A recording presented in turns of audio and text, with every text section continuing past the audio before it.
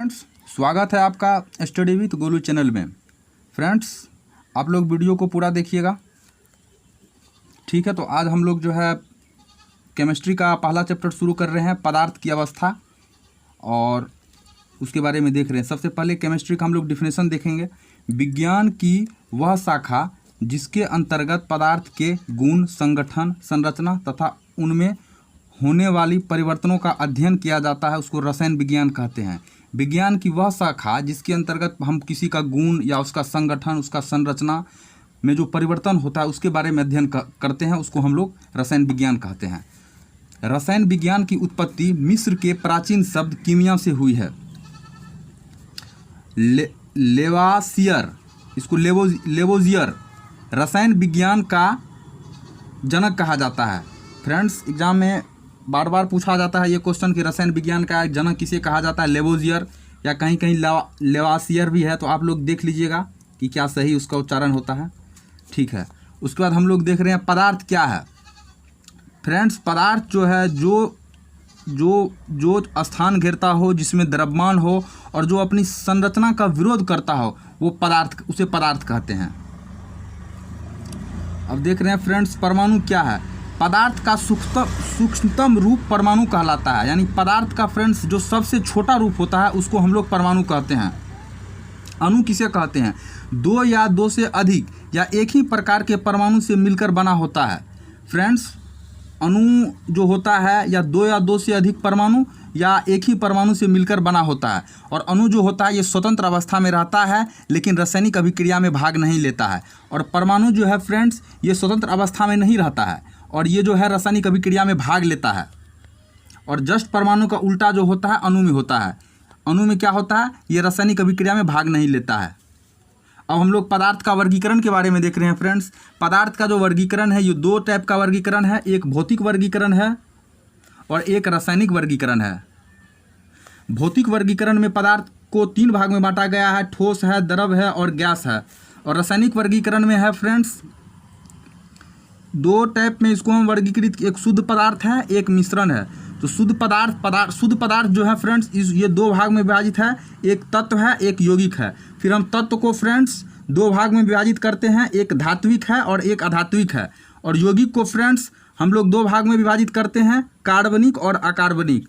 और मिश्रण को फ्रेंड्स हम लोग दो भाग में विभाजित करते हैं, समांगी मिश्रण है और एक विषमांगी मिश्रण है, विषमांगी।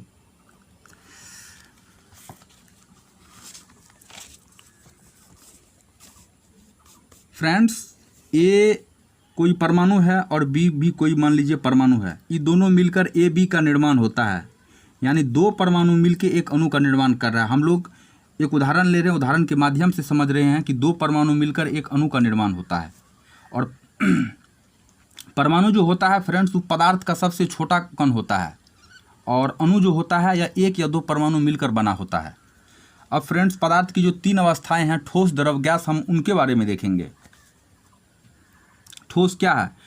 ठोस फ्रेंड्स इसका आकार और आयतन दोनों निश्चित होता है, ठीक है। जैसे हम लोग एक एग्जाम्पल ले रहे हैं, बर्फ़ का टुकड़ा है, तो बर्फ़ का टुकड़ा को हम किसी कंटेनर में रख दे, किसी बक्सा में रख दे या कहीं भी रख दे, उसका जो होगा आकार और आयतन दोनों निश्चित होगा, उसमें हम किसी प्रकार का परिवर्तन नहीं हो सकता है। उसका शेप भी सेम होगा, उसका वॉल्यूम भी सेम होगा, उसको चाहे हम कहीं भी रख दे। फिर हम द्रव का देख रहे हैं। द्रव, इसका केवल आयतन निश्चित होता है लेकिन आकार अनिश्चित होता है। जैसे पानी है, दूध है।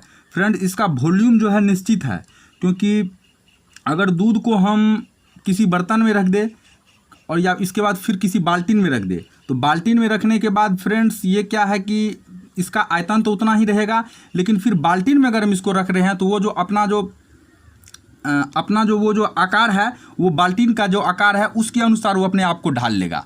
तो इसलिए इसका आकार अनिश्चित होता है। फिर अगर हम दूसरे बर्तन में डालेंगे तो उस बर्तन के अनुरूप ये आकार को अपना ढाल लेगा, लेकिन आयतन जो है फ्रेंड्स, वॉल्यूम जो है उसका वही रहेगा, उसमें चेंज नहीं होगा।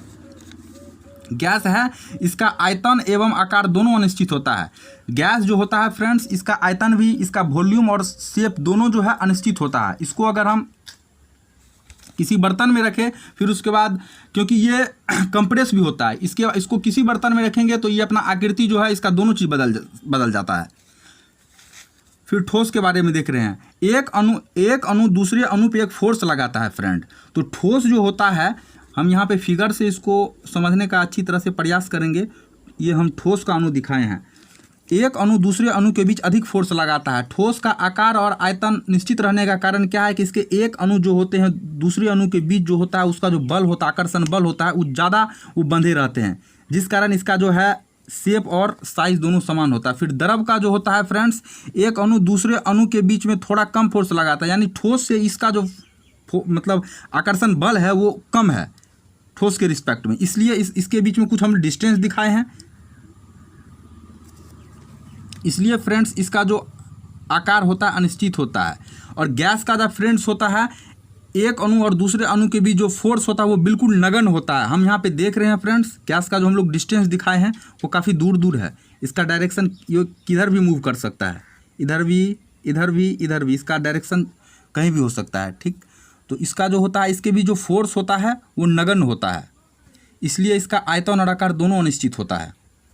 ठीक है फ्रेंड्स, आज का वीडियो केमिस्ट्री का यहीं तक है। अगले पार्ट में हम लोग देखेंगे, ठीक है, तब तक के लिए आप लोग वीडियो को शेयर कीजिएगा, अपने दोस्तों को बताइएगा। जय हिंद दोस्तों।